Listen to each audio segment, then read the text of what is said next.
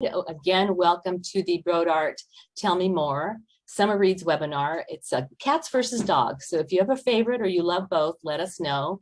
We're going to start off. I want to introduce Jack Phoenix. He's our graphic novel selector at Brodart, and we're really excited to have him on board. He's just started with us last month, I think, and he manages the collection development at Cuyahoga Public Library, and he's also an author. And today our panelists are 3 authors and 2 illustrators. So also, like I said, our theme is cats and dogs, and we do have an opportunity for you to vote for your favorite animal and tell us why. And we have prizes that you will receive by entering your survey. You will have a chance to win, and Jack will explain it when we are done with the webinar. So I'm going to hand it over to you, Jack.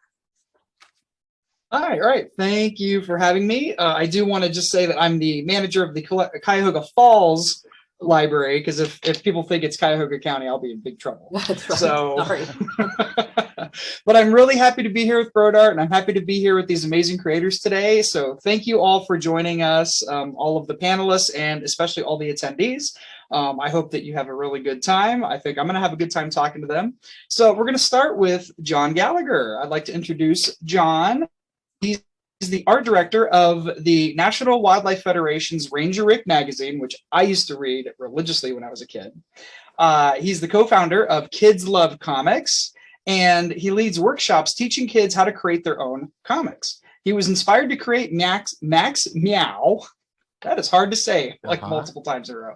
He's inspired to create Max Meow by his comic class students and his son, Will. He was also known as the kid who read every comic book in his elementary school library, and he drew his first comic when he was 5, which was called Transmission Man and Carburetor Kid. So take it away, John. What do you have to tell us? Oh, great. Well, I should add, it was actually, I read every book, not just every comic book in the library, but every book in the library. And I have to admit, it was a pretty small library. But so I will tell you about Max Meow. And Max Meow is basically a superhero cat. He got his powers. Well, maybe I'll start at the beginning. He starts off as a podcasting cat, and he's not very popular. He's got 12 or 13 followers, and he decides he's going to go visit his friend Mindy, who you see on the cover there as well. Mindy's a super scientist. He goes so he can do a podcast about all her experiments, and she has a frisbee pizza that you throw and it comes back to you and you can take a bite, or a bubble trumpet, which is as cool as it sounds. And finally, Max discovers what Mindy has found in outer space, which is a giant glowing meatball from outer space. And through a strange series of events, Max gets a piece of that meatball in his mouth and gets superpowers.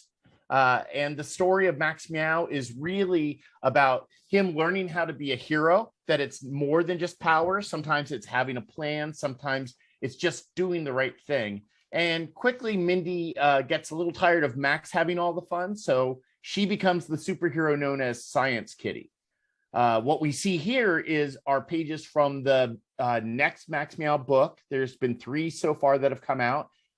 Max Meow Taco Time Machine comes out in October, and it's the story of Max and Mindy discover a time machine, and they go back to when they first meet as 5 years before, but a supervillain gets involved and kind of messes up all the time. And for all the young kids out there who haven't seen Back to the Future yet, you will someday realize how influenced I was by Back to the Future. Mm-hmm. And these are some pages right here at the beginning where they meet up with a giant raccoon, kind of inspired by my work at Ranger Rick. Although this raccoon is called Trash Panda, he's sort of an Incredible Hulk type character who the reason he gets so enraged is because people don't recycle the right way. And so in the time travel, they also meet up with the Steel Skunk, who's a retired superhero. And really, it's a fun story. Kids who like the Bad Guys or Dogman, or just any sort of fun, silly comic will really enjoy it, I think. And I'm happy enough to get to draw and write it. So Great. Well, thank you. And I have a couple of questions for you, if you don't mind. Yeah, that'd be great. Yeah, so I was wondering, who are some of the comic creators that you would say have inspired you or influenced your work? Oh, well, it's funny because I was 5 when I discovered superheroes on television, a cartoon show called The Super Friends. And I had no idea that one of my big influences, it was an artist named Alex Toth. He designed the Super Friends characters. And later on, I found a Batman story that he'd done, and he was a big influence. It's really a lot of the traditional people like Stan Lee, who co-created a lot of characters, the artist Jack Kirby, and Steve Ditko, who created the Hulk, Captain America, and Ditko created Spider-Man. And then I'm definitely influenced by some of the modern day creators that are out there, including some of the folks that are here. Agent 9 and Mayor Good Boy are 2 of our favorite books here in the house. So, I feel really lucky to be part of this. Excellent. And so I read the first book, haven't had the pleasure for the second one, of course, yet. But why did you choose to make some of the characters animals and some of the characters human? Oh, yeah, that's a great question. Well, they all live in a city called Kiddiopolis, and there are many different animals, mostly cats, that live in this city. At the beginning of book 4, you find out that Kiddiopolis there's an island that popped up on the east coast of the United States 5 years ago, and it just happened to have Kiddiopolis on it. No one really knows why, but the humans quickly came over and made friends with all the animal creatures, and quickly some of the humans came over to live with the animals. And it's a big sort of thing I like to promote is the, acceptance, the melting pot idea. And I just think it's really fun to have, humans and animals all getting along. Max, I knew was going to be a cat, and I wanted a scientist, and just decided it'd be really cool to have that human, anthropomorphic animal friendship as part of the story. Excellent. Well, thank you. All right. So I believe we're going to move on to Miranda Harmon. Miranda is a cartoonist and story artist working in Los Angeles. She has worked on animated shows including The Fungies and Tuca and Birdie. Her previously published comics include Mayor Good Boy, which was published by Random House, and Spring Cakes, which is published by Holiday House. More of her work can be found at mirandaharmon.com. Hello, Miranda. Hi, thank you. Yes, I'm Miranda. I'm the illustrator of Mayor Good Boy. So I'll talk a little bit about Mayor Good Boy in general, because this is the second book in the series. Mayor Good Boy is about a talking dog who becomes the mayor of Greenwood, which is a small town, and his 2 friends, Abby and Aaron, who kind of work for him as his junior aides. And there's a lot of chaos in the town of Greenwood, and Mayor Good Boy is a talking dog, so he needs a lot of help from his friends to become a mayor. But Mayor Good Boy, he is loyal, he's kind, he's a typical dog. He's really sweet, and he really cares about his friends and his community. And his heart is always in the right place, but he doesn't always make the right choices. And so he relies on his friends for help a lot. And I think that makes him a great leader. And he also relies on Miss Monica, his assistant. Miss Monica is really cool. She's like the voice of reason for Mayor Good Boy. The kids really look up to her. She pushes everyone to be brave when they're not. And she also helps Mayor Good Boy deal with the public, which is good, because he is, again, a talking dog. Abby is one of the kids. She's smart, she's cool, and she cares so much about her family and her brother and her town. She's a little bit of a social outcast. Like, she's kind of the weird kid, and I love her because I was also a weird kid growing up. Like, she's really into monster movies, and she doesn't have a lot of friends her age who are into that. But over the book, she gains confidence, and as she works for Mayor Good Boy, and it's really great to see. And then her brother Aaron is chaotic, and he loves candy and fart jokes. And he loves being a messy, weird kid. Like, he loves himself. And I think that's great. Because under that, he's kind, he's caring, like everyone, you know, and he loves his sister, and he always tries his best. All the characters in Make a Good Boy, they really try their hardest, and things don't always go to plan. But at its heart, it's about kids getting involved in politics, you know. Maybe not necessarily, like, there's not a lot in Make a Good Boy about the, like, electoral politics, you know, of Greenwood, but it is about how kindness is cool, how helping each other is cool, about listening to each other, you know. And I think that's really special. And the great things about dogs, as you can see, dogs are loyal, dogs are helpful, they're sweet, and they're descendants of wolves. And I always thought that was really cool.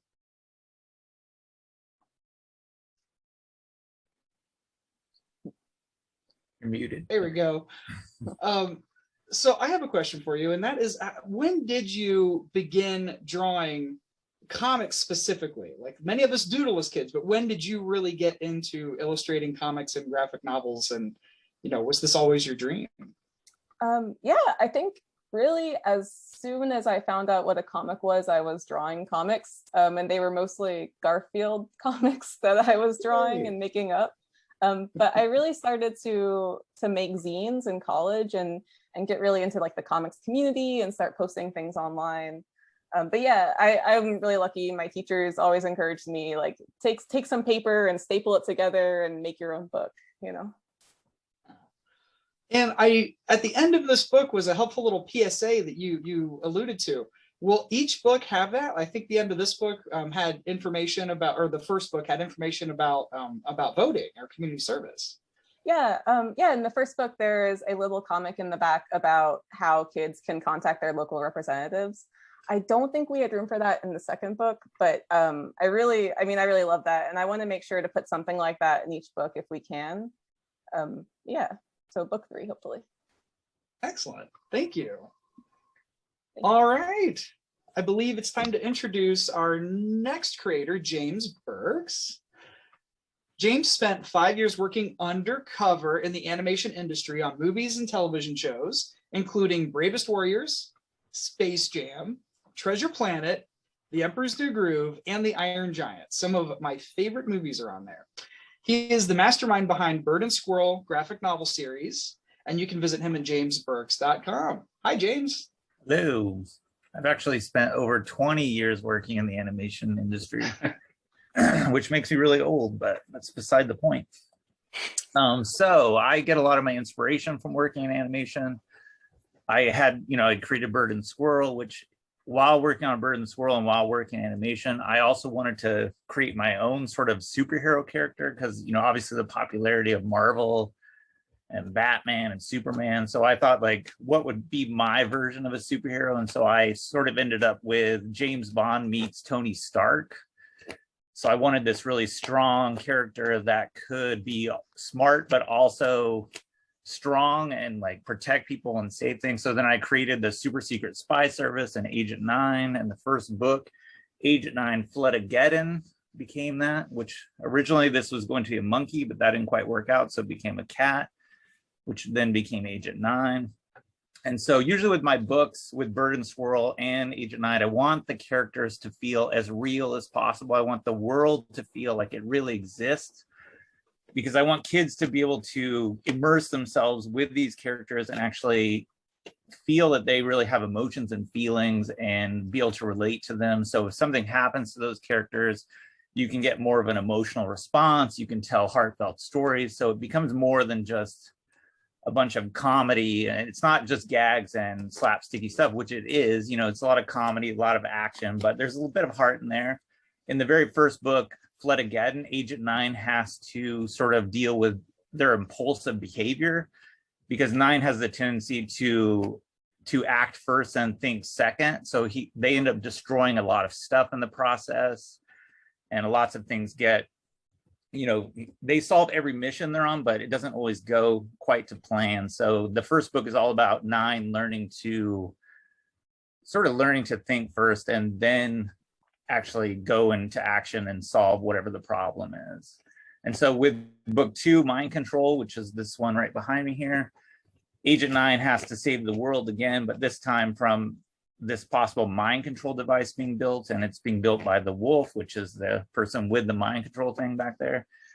And so the second book is really about Agent 9 having to learn to work as part of a team, because, you know, 9 is basically works by themselves all the time. So they're not used to working with other people. So now the challenge in book 2 is to have to work with somebody else and learn that surrounding yourself with the best people is sometimes better than being the best yourself. So that's pretty much Agent 9 in a nutshell, or a spy shell. I'm not sure which, but so that's all I can say about that. Well, I think you may have sort of answered one of the questions that I was going to ask you. So I'll ask you to maybe elaborate a little bit. So I read the first book. It was a treat. And I noticed that Agent 9 hadn't been given a gender. And I read it again. I was like, ooh, did I miss it? And so I noticed that you're using the singular they pronoun for Agent 9. Do you want to talk about that a little bit and why you decided to do that? I do. So yeah, I intentionally did not give Agent 9 pronouns in the first book. And it's part of a bigger thing. My son is trans, and so I'm really, you know, super proud of him, and the book is dedicated to him. But I also think it's important to be able to see yourself in these characters. And I thought, what better way to be able to see yourself than to leave that sort of identification with the reader? So no matter what it is, you know, they can identify with the character. And at the end of the day, it doesn't really matter whether 9 is male, female, whatever. It's like it doesn't affect the story one way or the other. And they're a strong character regardless. Like, I just want it to be like, people are people regardless of how they identify themselves. And so it was really important to me to go in that direction. And I was just in Michigan last week for this week-long event, and the number one question the kids all ask me is Agent 9 male or female, or girl or boy?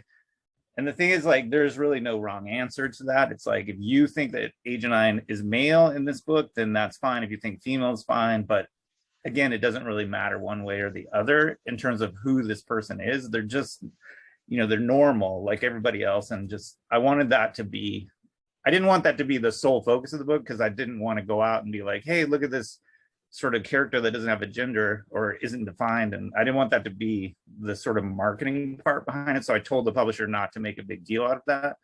But it's curious to see, like, a lot of reviews, people don't pick up on it. Sometimes they do, which is interesting to me, because, or even more interesting is they identify with Agent 9 as being male first, which I'm like, if I had to put a gender on 9, it would be female first, not male. But, you know, it's just interesting to see how that dynamic works out when you give someone the choice of who they're going to be, or, you know, in that way. So that's a long-winded answer to your question, but hopefully it makes sense. No, I think that was perfect. I was curious about that, and I think librarians that are attending will be appreciative to know that, you know, that fits sometimes a gap in our collections to have a character that is non-binary. The hardest part of it is it's really kind of hard for my editor, because they have to write the back cover copy. And the great thing about a graphic novel is there are very few instances, because you're dealing with people talking, where pronouns even come into play. And the only place on the book that it comes into play is the back cover copy. So it's just a matter of, like, how do you make the back cover copy work without saying 9 or Agent 9? And so it's a little challenging for my editor to come up with that stuff sometimes, but it's worth it, I think, in the end. Excellent. Thank you very much. All right. So our next creators, it's going to be a twofer for you. So first we have Nathan Fairbairn. And Nathan is a New York Times best-selling and Eisner-nominated creator who has worked as a colorist for such iconic characters as Spider-Man, Batman, Wonder Woman, and Scott Pilgrim, some of my favorite characters. He's also co-creator, writer, and colorist of the graphic novel Lake of Fire. He started writing Pause, his middle grade debut, as a way to share his passion for comics and storytelling with his daughter. Nathan lives with his family in Vancouver. You can follow him on Twitter and Instagram at Nathan Fairbairn, and see more of his work at nathanfairbairn.com. And then we also have Michelle Asarasacorn. I'm so sorry. I asked you to say your name for me so I wouldn't mess it up. Michelle is a colorist who worked on comic series such as Eisner-nominated Isola, Gotham Academy, and the magnificent Ms. Marvel. Originally from Bangkok, Thailand, Michelle now calls Vancouver home, but also likes to travel the world working remotely as an artist. Paws marks her debut as an illustrator, and you can follow her on Twitter and Instagram at msasik and see more of her work at msasik.com. So, all right. M Sassy K, really. M Sassy K. I don't know that I've ever said it out loud. That's just always how I've read it.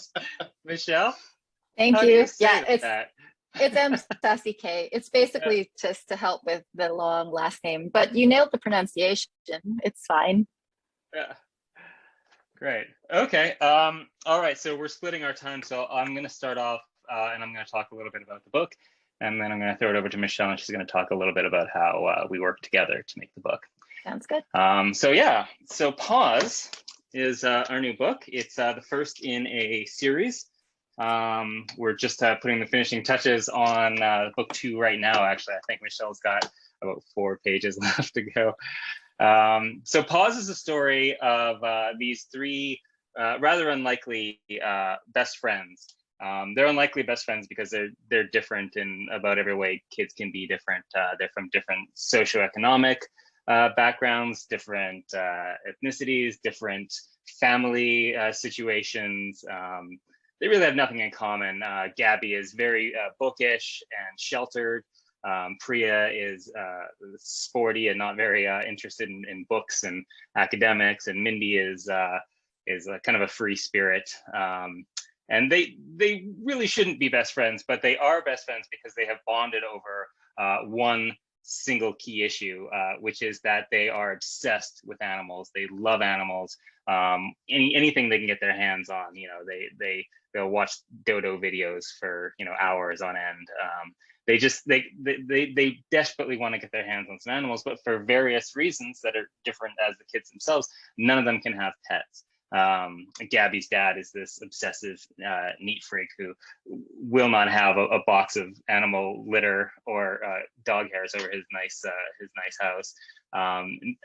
Mindy and her single mother, they live together in a rental that doesn't allow pets, and Priya's mother is allergic. So they're all very frustrated in their desire to get their hands on some animals, and so they decide that they're going to come up with a scheme to figure it out. They're 10, why not? So they make a chart of all these plans that they're do, and they all fail. Every one of them fails because they're too young to work at a veterinary clinic. They're too young to volunteer at the shelter. They decide they're going to go and become animal rescuers, and they just end up wandering around looking for animals that need rescuing, and that doesn't work. They just have all these failed plans, and then they kind of fall backwards into this opportunity to become dog walkers for this neighborhood dog, and it's it's the answer to their dreams, but they want more. They don't just want one dog, they want all the dogs. So they decide they're going to start up a dog walking service, and they call it Paws. And Paws is one of those situations where they basically decide that they want it to spell paws. It's an acronym, but it's short for Pretty Awesome Walker. Like they just kind of shoehorn, they just figure out, and they have a big fight over it because Gabby's like, what does the S stand for? She's very literal. But yeah, so I guess the elevator pitch is that it's kind of Babysitter's Club for dogs, but I think it's more to it than that. It's more I don't know. It's organic. Like I came up with the idea for the book because at the time, we lived in a rental and we couldn't have pets, and my daughter was completely obsessed with animals, and it just broke my heart that I couldn't provide one for her. So that's kind of how that came about. That's why I wanted to write the book. I wanted to write a book that would be interesting to my daughter because I've been working in superhero comics for 15 years and she did not care about any of that. And the previous graphic novel I did was like knights fighting aliens, like a historical science fiction, which is not in her wheelhouse. But Puppies and Friendship was that right sweet spot where I was able to connect with her and share a lot of the process with her. But the problem is I'm not an artist. I am a writer, I am a colorist, and I'm a letterer. But I needed an artist. And that is where my good friend Michelle came in. Michelle, why don't you take it away? Yeah. Okay. So as I was introduced, I was also coloring comics, but I also doodled on the side for a while. I actually worked in animation and games before I started coloring comics, and so I had a little bit of a background drawing already, but never thought of pursuing it seriously because drawing graphic novels was just so intimidating to me. And so I was kind of thinking about trying to break into the industry, but was very, very scared off by the current, popular themes like superheroes and serious topics. I just wasn't a cartoonist that was interested in something that complicated. And then after moving to Vancouver, I decided to reach out to Nathan to just make friends with local colorists. And he ended up pitching me this wonderful story that I resonated with so much I couldn't say no to. And then we just started working together on Paws. It's a really collaborative process where it's back and forth with Nathan sending me some ideas, and I send him back some layouts and some character designs, and then he colors my pages. We go over everything together and we create this wonderful book. Yeah. Yeah, we're very insistent that we're both co-authors on this book, and that because it is so collaborative. Like a page changes hands 3 or 4 times back and forth before it's finalized. I've worked in comics for 15 years, so I know that a lot of comics, it's like the writer works in his silo, and then the page moves on to the penciler, and then that moves on to the inker, and then the colorist and letter. And there's no back and forth, and there's not a lot of communication. But Michelle and I are in the same town, and before the pandemic hit, we were able to actually meet up together and really work together. So it is a very, very collaborative book. It's a lot of fun to work with Michelle.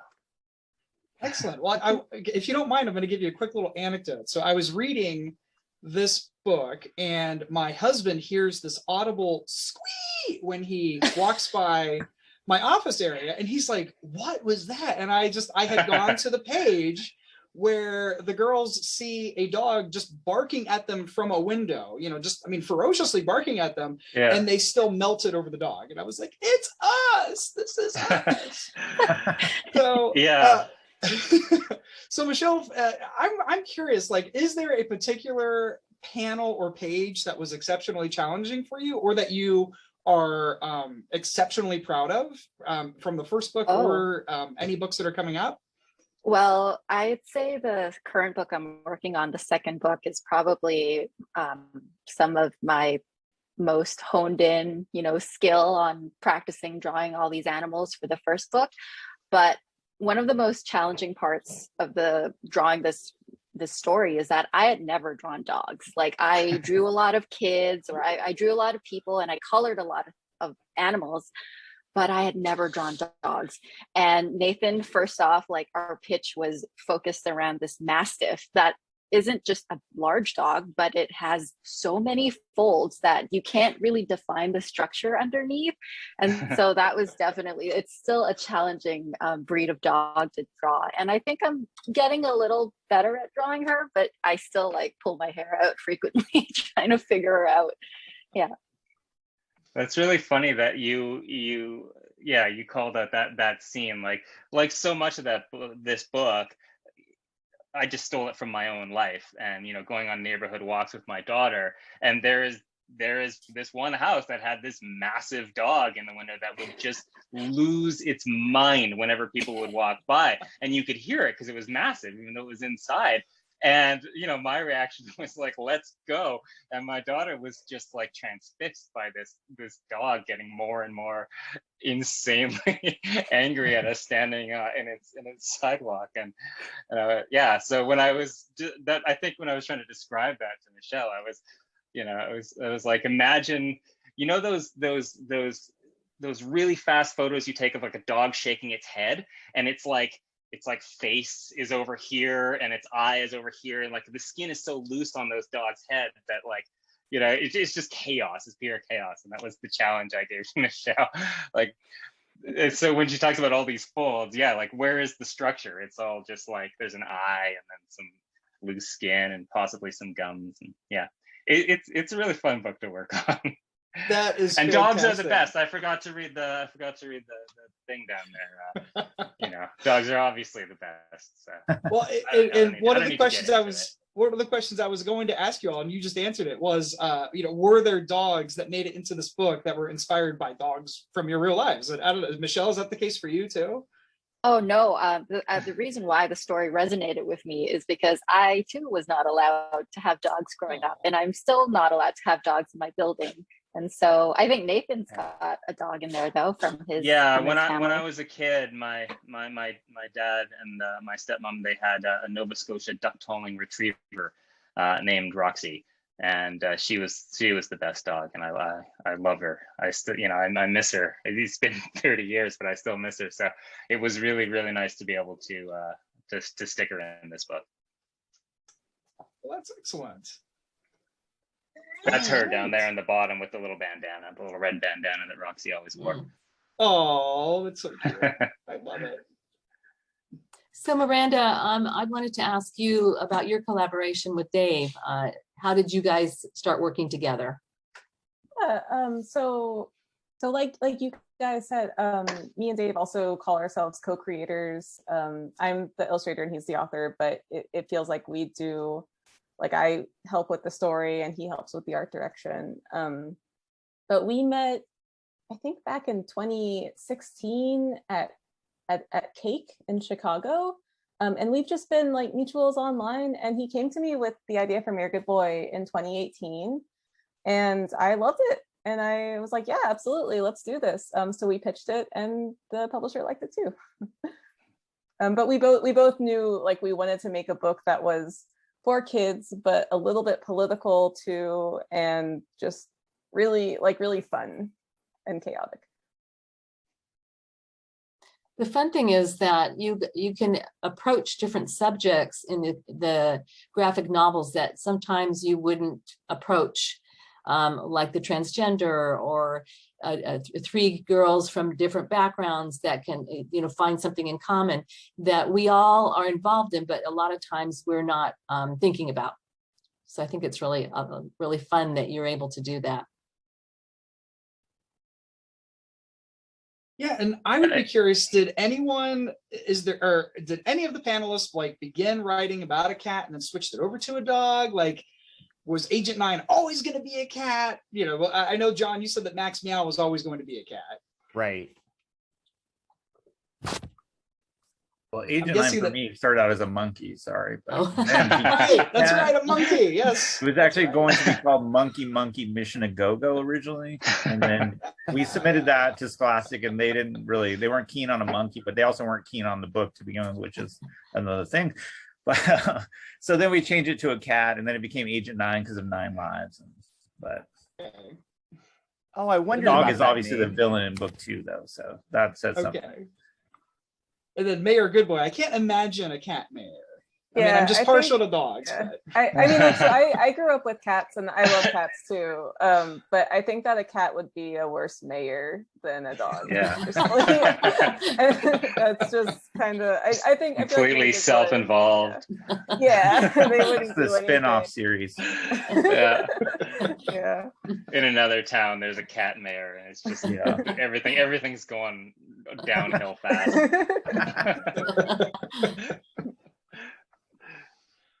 excellent. Well, how are we on time, Elenita? We have some time if you have more Great. questions. Yeah, I do. So I'm also wondering, just back to the cats and dogs thing, who has what? Or did anyone write about a cat, but you have only dogs and you don't have a cat? I want to know about your pets from home. So I I have, have 2 dogs and 2 cats, but go ahead, John.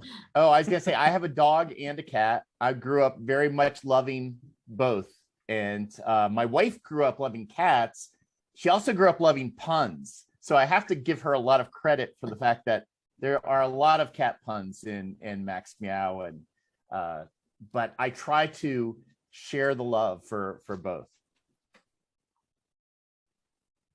I currently, unfortunately, can't have pets in my building, but I grew up with 2 cats who I loved so much, and they were a lot like dogs.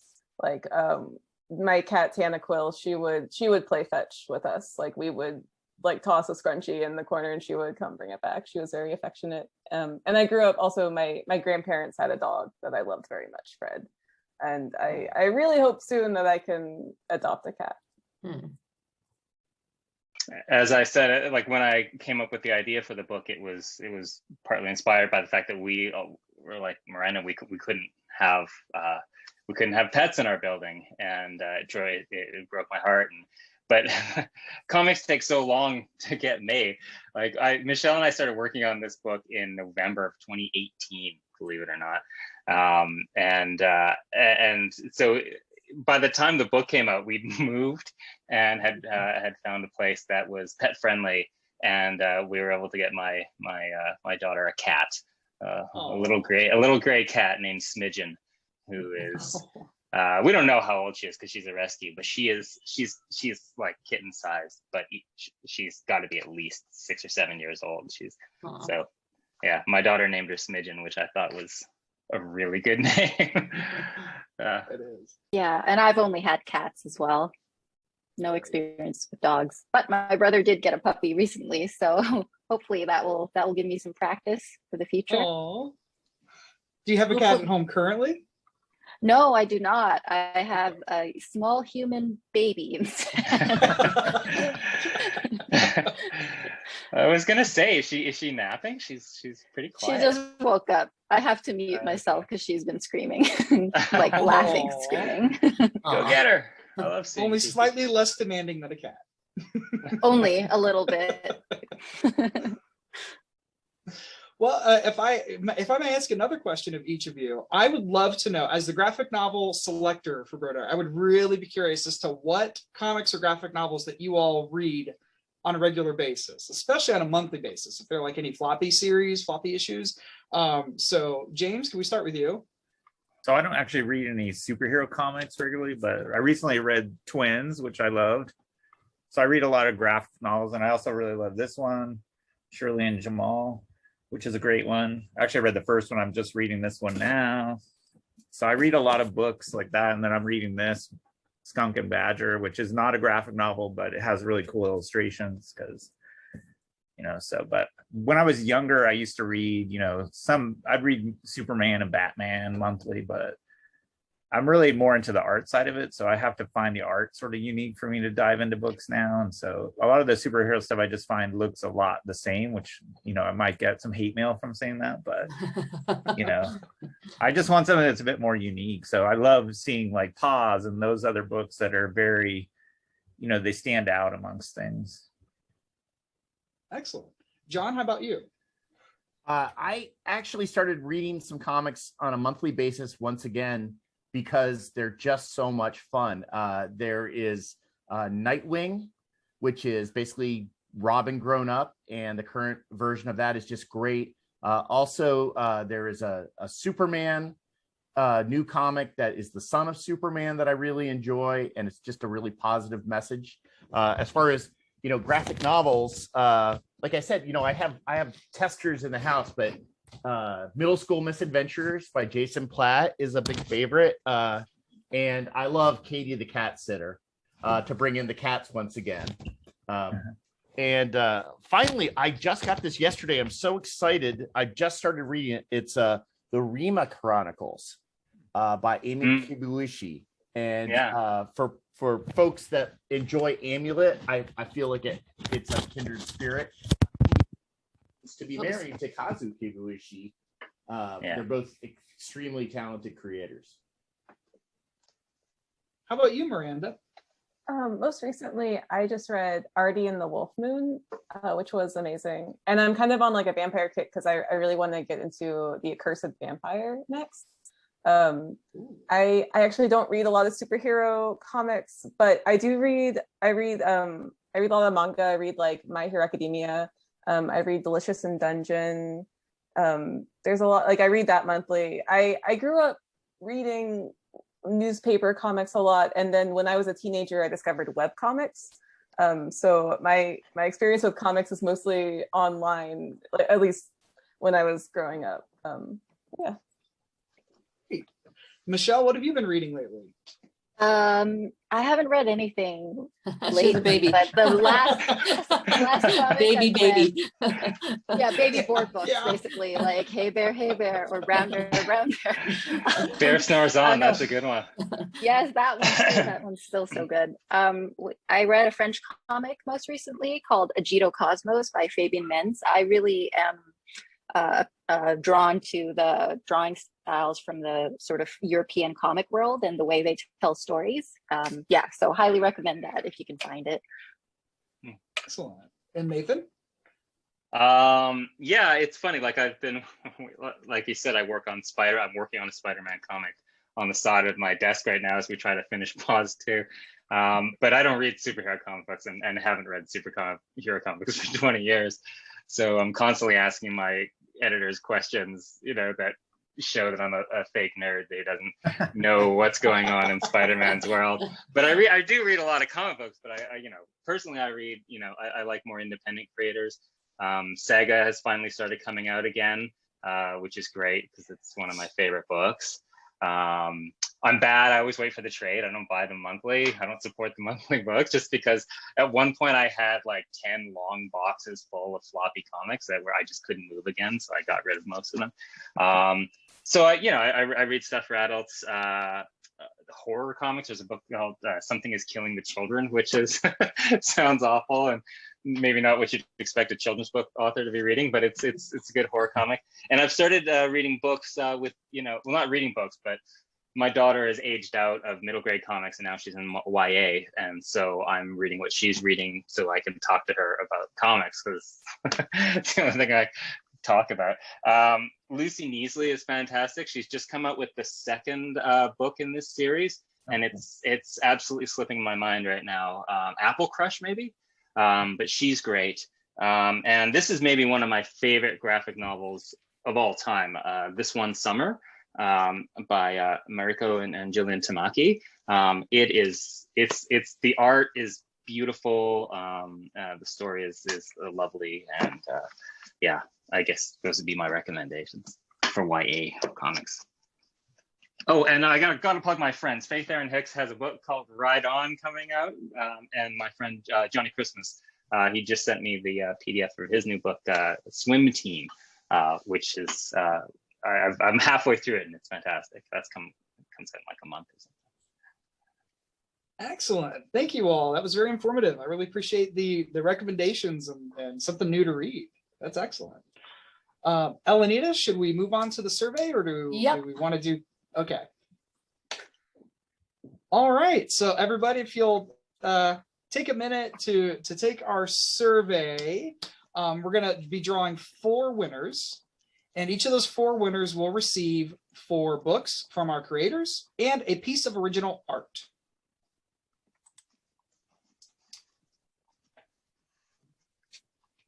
So the survey will come out with the thank you for joining us. And then as Jack said, you will have an opportunity to enter the contest, which is the survey. If you cat or dog, and each winner, 4 winners will get 4 books and 1 illustration. And I'm torn because I have a cat and a dog and I love them both and they're both rascals. So that is it for us today. Thank you so much. And thank you for the panelists. And thank you to Random House and Penguin Young Readers for participating and for offering you up to us and letting us harass you for 30, 40 minutes about your books and about what you like. This has been wonderful. And we're going to say goodbye. Thank you All for right. having very us. much. Thank Yeah, you. thanks very much.